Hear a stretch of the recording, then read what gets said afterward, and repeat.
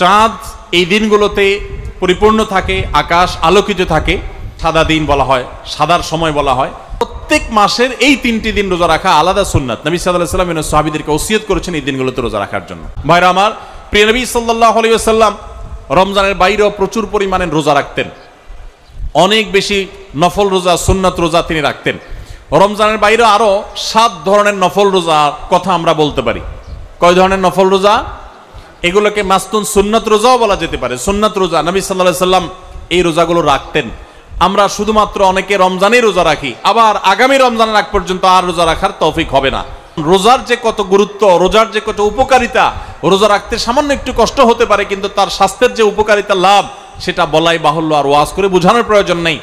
আমরা শুধু সেগুলো আমল করা দরকার। রোজা শুধু রমজানে রাখলেন, এরপরে আপনি ক্লোজ করে ফেললেন রোজার চ্যাপ্টার, আবার আগামী রমজান আসলে রাখবেন না, আপনি আদর্শ রোজাদার হতে পারলেন না। আদর্শ রোজাদার হতে হলে রমজানে হয়তো 30 দিন রোজা রেখেছেন, অন্য কোনো মাসে 30 দিন পুরো মাস আপনাকে রোজা রাখতে ইসলাম বলে না। আপনি মাঝে মধ্যে সেটা ধরে রাখেন, কারণ সারা বছরই আমাদের স্বাস্থ্যের জন্য রোজাটা যেমন উপকারী, ইমানের জন্য তেমনি ভাবে উপকারী। আসলে আমরা জানি যে রমজান রোজার বাইরে আরো কখন কোন কোন সময় রোজা রাখা সুন্নাত। রমজান রোজার পরে যে সমস্ত রোজাগুলো সুন্নাত, তার ভিতরে একটা হলো শাওয়াল মাসে প্রিয় নবী সাল্লাল্লাহু আলাইহি ওয়াসাল্লাম 6টি রোজা রাখার ব্যাপারে উদ্বুদ্ধ করেছেন আমাদেরকে। এটা হলো একটা সুন্নাত রোজা, যে 7 সময় বা 7 ধরনের নফল বা সুন্নাত রোজার কথা বলেছি, তার ভিতরে একটা হলো এই শাওয়ালের 6টা রোজা। সবাই চেষ্টা করবো তো ইনশাআল্লাহ। আল্লাহ আমাদের সবাইকে তৌফিক দান করুন। দ্বিতীয়ত হলো শাওয়াল মাসের পরের মাসটা হলো জিলকদ, তারপরের মাস হলো কি? জিলহজ। এই জিলহজ মাসের প্রথম 9 দিনই নফল রোজা রাখা যায়। এরপরে বিশেষ করে আরাফাতের দিন, যেটা জিলহজের 9 তারিখ, এই জিলহজের 9 তারিখটাতে নবী সাল্লাল্লাহু আলাইহি ওয়াসাল্লাম রোজা রাখার পর উৎসাহিত করেছেন, আমাদেরকে উদ্বুদ্ধ করেছেন। এর মাধ্যমে 1 বছর পূর্বের আবার 1 বছর পরের অগ্রিম আল্লাহ তাআলা গুনাহ খাতা মাফ করে দেন। তো এই জন্য প্রথম নফল রোজা বা সুন্নাত রোজা পেলাম শাওয়ালের 6 রোজা, আর দ্বিতীয়টা হলো জিলহজ মাসের কয় তারিখ? 9 তারিখ, 9 জিলহজ, আরাফাত দিনের রোজা। এটা নবী সাল্লাল্লাহু আলাইহি ওয়াসাল্লাম বলেছেন, আহতাসিবু আল্লাহি আন ইউকাফিরা সানাতাল্লাতী ক্বাবলাহা ওয়াল্লাতী বা'দাহা, যে 1 বছর আগের এবং 1 বছর পরের পুরা গুনাহ আল্লাহ তাআলা মাফ করে দেন। তাহলে 2টা পাইলাম, শাওয়ালের 6টা আর জিলহজের 9 তারিখ। নাম্বার 3, মুহররম মাসে বেশি বেশি রোজা রাখা। কোন মাসে বেশি বেশি রোজা রাখা? কারণ নবী আলাইহিস সালাম বলেছেন, আহাব্বুস সিয়ামি ইলাল্লাহি শাহরুল্লাহিল মুহররম বা'দা রমাদান শাহরুল্লাহিল মুহররম আও কামা ওয়ারাদা ফিল হাদিস। রমজানের পর মুহররম মাসের রোজা হলো আল্লাহর কাছে সবচাইতে প্রিয় বা সবচাইতে গুরুত্বপূর্ণ রোজা। এই জন্য মুহররম মাসেও বেশি বেশি নফল রোজা রাখা সুন্নাত। তাহলে 3টা পেলাম। 4 নম্বর হলো মুহররম মাসের একটা বিশেষ দিন আছে, নাম হলো আশুরা। আশুরা কয় তারিখকে বলা হয় ভাই? মুহররমের 10 তারিখকে বলা হয়। হিজরি বর্ষের চান্দ্রবর্ষের প্রথম মাসকে বলা হয় মুহররম। সেই মুহররম মাসের 10 তারিখ হলো কি? আশুরা। এটা একটা ঐতিহাসিক দিন। এই দিনে আল্লাহ তাআলা মুসা আলাইহিস সালামকে বিজয় দান করেছেন ফেরাউনের বিরুদ্ধে। বহু সত্যের বিজয় আল্লাহ তাআলা আশুরার দিনে দিয়েছেন এবং অসত্যকে পরাজিত করেছেন। অনেক ঐতিহাসিক একটা দিন। এই জন্য নবী সাল্লাম এই দিনে রোজা রাখতেন। আশুরার দিনে রোজা রাখাটাও সুন্নাত। অতএব রোজা রাখার আমরা আরেকটা ফরম্যাট পেলাম, 4 নম্বর ফরম্যাট পেলাম, যে আশুরার দিনে রোজা রাখা।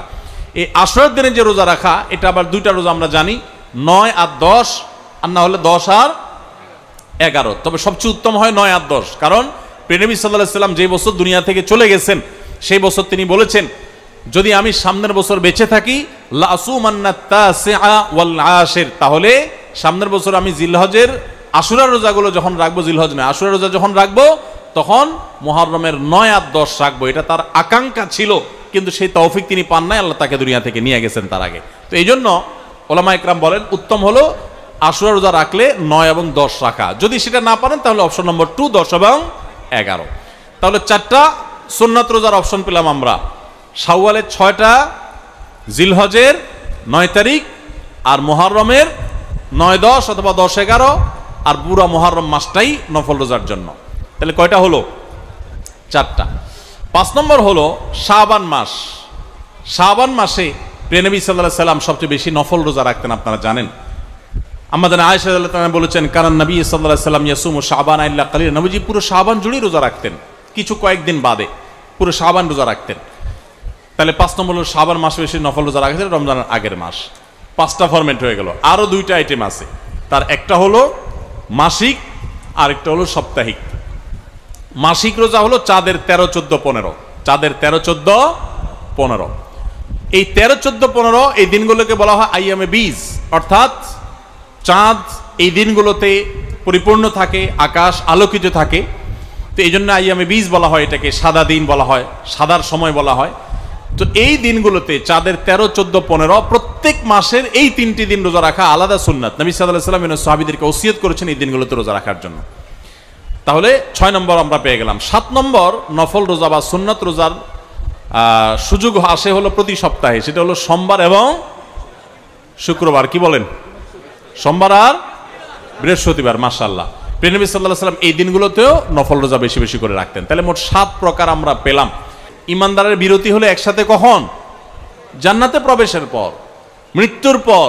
তার আগ পর্যন্ত ইমানদারের কোনো কি নাই, রেস্ট নাই, সে কন্টিনিউয়াসলি আমল করতে থাকবে। যদি নবী সাল্লাল্লাহু আলাইহি ওয়াসাল্লামের সুন্নাতকে কেউ মেনে চলে, তাহলে তার স্বাস্থ্য নিয়ে আর টেনশন করতে হবে না ইনশাআল্লাহ। তার স্বাস্থ্যের সুরক্ষা অনেকখানি হয়ে যাবে। রোজার ক্ষেত্রে প্রিয় নবী সাল্লাল্লাহু আলাইহি ওয়াসাল্লামের এই সুন্নাত যদি মেনে চলে, প্রতি সপ্তাহে সোম, বৃহস্পতি, মাসের 13, 14, 15 আর বাকি যেগুলো কথা বললাম, শাওয়ালের 6টা রোজা এবং জিলহজের 9 তারিখ এবং মুহররমের 9, 10, মুহররম মাস বেশি বেশি, শাবান মাস বেশি বেশি, চাঁদের 13, 14, 15 আর সোম, বৃহস্পতিবার, এই সব রোজাগুলো যদি কেউ রাখে, তাহলে ইনশাআল্লাহ বিইذনিল্লাহ প্রথমত এর মাধ্যমে সে আল্লাহর কাছে আজর পাবে, বিনিময় পাবে, নবী সাল্লাল্লাহু আলাইহি ওয়াসাল্লাম সুন্নাত জিন্দা হবে। এবং রোজা শুধু রমজানের জন্য হলো না, বছর জুড়ে হলো। তখন রমজান শুধু 1 মাস হবে না, আমার গোটা বছরটাই হবে রমজানময় ইনশাআল্লাহ তাআলা। সবাই চেষ্টা করব না ইনশাআল্লাহ? আল্লাহ আমাদের সবাইকে রমজানের আমলের ইবাদতের ধারাগুলোকে রমজানের পরেও অব্যাহত রাখার তৌফিক দান করুন, বলুন আমিন। রমজানে যে আমরা ইবাদত বন্দি করেছি, বিশেষ করে রোজা রেখেছি, সেগুলো যেন রমজান পরেও আমরা রাখতে পারি, সেই চেষ্টা করবো তো সবাই ইনশাআল্লাহ। আল্লাহ আপনাকে, আমাকে, আমাদের সবাইকে আমলের তৌফিক দান করুন। খুবই গুরুত্বপূর্ণ, কিন্তু হারিয়ে গেছে বললে চলবে, সেটা হলো চান্দ্র মাসের 13, 14, 15 এই 3 দিন রোজা রাখা, যেটাকে আইয়ামে বীজ বলা হয়। বিশেষ করে ভাইরা আমার, আমি করজোড় করে বলতে চাই, ব্ল্যাক ম্যাজিক আমাদের পরিবারগুলোকে, আমাদের নিজেদেরকে ধ্বংস করে শেষ করে দিচ্ছে। ব্ল্যাক ম্যাজিক মানুষকে কবর পর্যন্ত আর ওঁটকে পাতিল পর্যন্ত নিয়ে যায়, অর্থাৎ মেরে ফেলে। ভয়ঙ্কর একটা বিষয় এই ব্ল্যাক ম্যাজিক। এখন ঘরে ঘরে কালো জাদু, এবং এটা বিশ্বের বড় বড় খেলোয়াড়দেরকে পর্যন্ত করা হয়। কোটি কোটি টাকার খেলা, দেখা যায় না, মানুষ বুঝতে পারে না, ট্রিটমেন্ট করে, রোগ ধরা পড়ে না, ভেতরে ভেতরে মানুষ শেষ হয়ে যায়, বাচ্চারা শেষ হয়ে যাচ্ছে, অমানুষ হয়ে যাচ্ছে, মানুষ অসুস্থ হয়ে যাচ্ছে, নানামুখী পেরেশানি দূর হচ্ছে না, বেবরকতি যাচ্ছে না, কোথাও কোনো কল্যাণ নাই। এগুলোর অন্যতম একটা বড় কারণ হলো ব্ল্যাক ম্যাজিক। ব্ল্যাক ম্যাজিক থেকে বাঁচতে চান, সকাল সন্ধ্যার দোয়াগুলো বেশি বেশি করে পড়েন এবং সুন্নাহ সম্মত লাইফস্টাইল অনুসরণ করেন, বাসা থেকে হারাম জিনিস ছুঁড়ে ফেলে দেন, আর বিশেষভাবে চান্দ্র মাসের 13, 14, 15 এই দিনগুলোতে রোজা রাখেন। ব্ল্যাক ম্যাজিশিয়ানরা এই দিনগুলোতে বেশি ব্ল্যাক ম্যাজিক করে। যারা রোজা রাখে, আল্লাহ তাআলা তাদেরকে সেফ রাখেন, হেফাজত রাখেন। এটা অনেক বেশি পরীক্ষিত একটি আমল।